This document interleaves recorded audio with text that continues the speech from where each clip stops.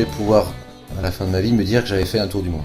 Ouais. Voilà, donc c'était le premier objectif, et j'avais absolument besoin d'une coupure.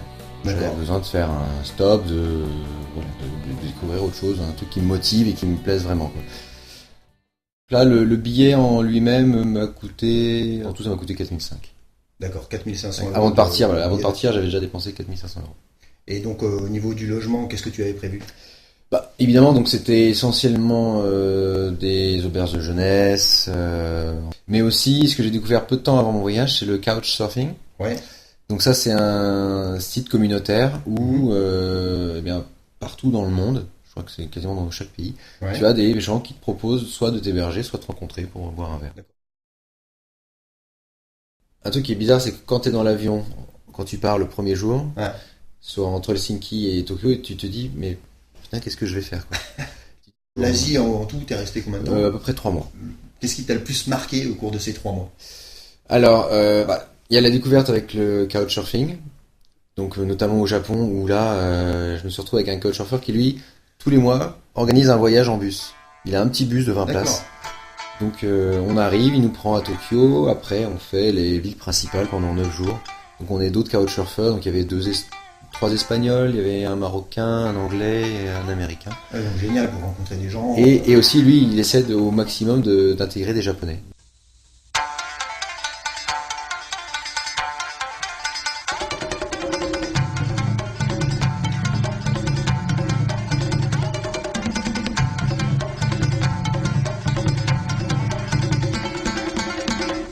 En Asie, qu'est-ce qui t'a le plus marqué? Alors ça serait la Chine. La Chine a des magnifiques paysages. Autant les villes chinoises j'ai pas du tout aimé, autant les paysages sont certains sont magiques, comme à Yangshuo, où tu as le même type de paysage avec ces montagnes là qui émergent vraiment abruptes à partir de la terre, un peu comme sur la baie d'Along, sauf que c'est là au milieu des rizières avec des fleuves qui passent au milieu. C'est là, moi j'étais tout seul avec mon vélo au milieu de tout Ah ça. ouais. C'était Magique. c'était un moment très apprécié parce que en plus calme.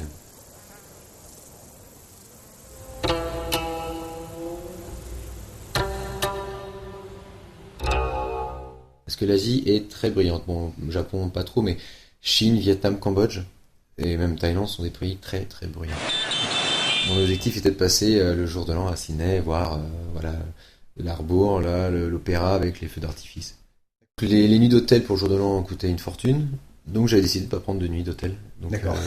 voilà. Donc je suis arrivé dans un parc et j'ai vu le premier lever de soleil de l'année dans un parc au bord de l'eau, dans un petit quartier très très mignon de Sydney.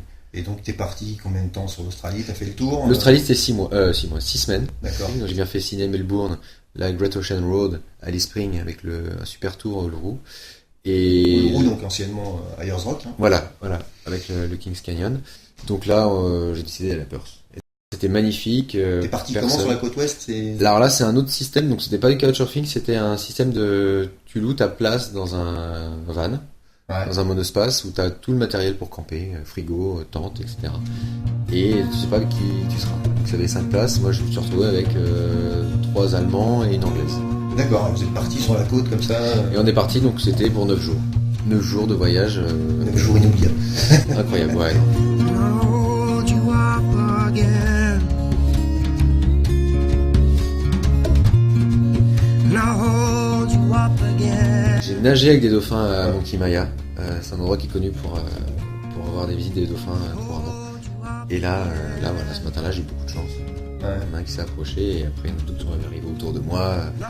J'étais comme un gamin. Et donc, t'es revenu sur Sydney?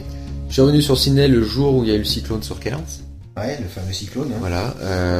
Et après, à partir de là, c'est là qu'a commencé ma partie île du Pacifique. I'll hold you up again.